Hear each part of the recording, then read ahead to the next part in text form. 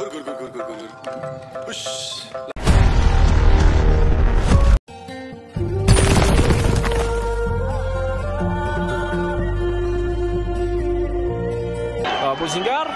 با یکی از دسته‌های لیگ‌های پایانی اسپانیا رفت.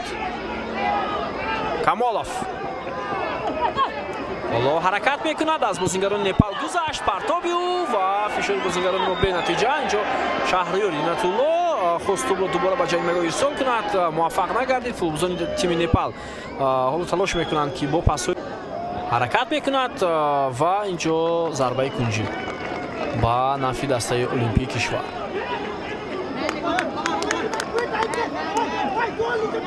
ابوبکر سلیمانوف توپ را از کنجی میدان با بازی می‌دارد و زود بازی آغاز شد.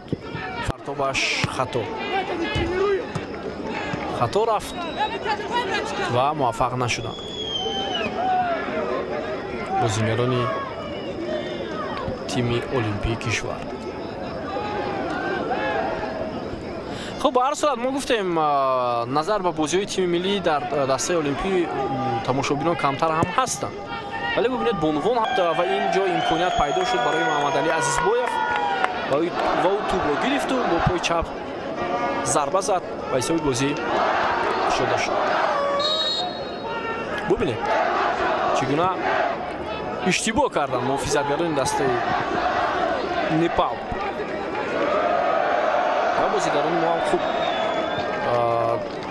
امکانیت ضربه زدن برای بازیگران ما. ضربه را منتظریم، اما باز هم ضربه فتح‌الله علم‌زاده به هدف نمیره.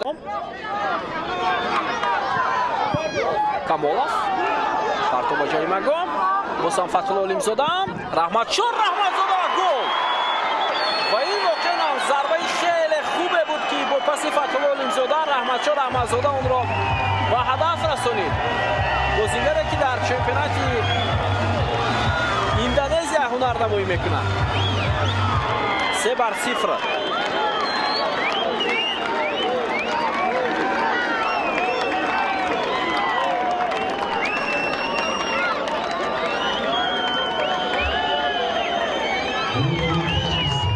نپال در بازی‌های انتخابی مسابقه قبلی جام آسیا اشتراک نداشت.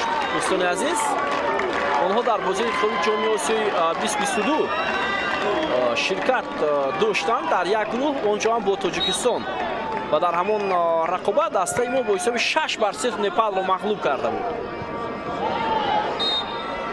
ببینید پس فتح‌الله علم‌زاده و رحمتشور رحمتزاده بسیار خوب توپ را به کنج دروازه دسته نپال روان کرد. اونجا در رشته دسته المپیک کشور ما هم بازیگران خوب هنرنمایی میکردند.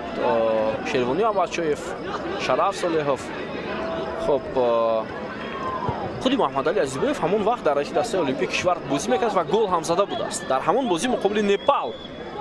این بازی خود دلیل شریفوف هم در داخل جریمه توپ را قبول کرد و بعداً ضربه زد به کنج دروازه دسته نپال و حساب را 4-0 نمود.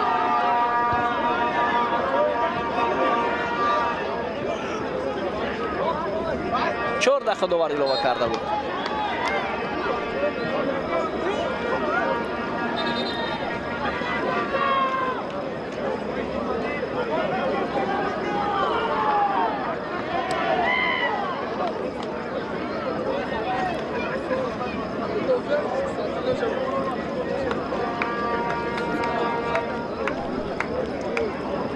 از بیک ایتف در اکران‌های ما شما بازیگر دسته روشن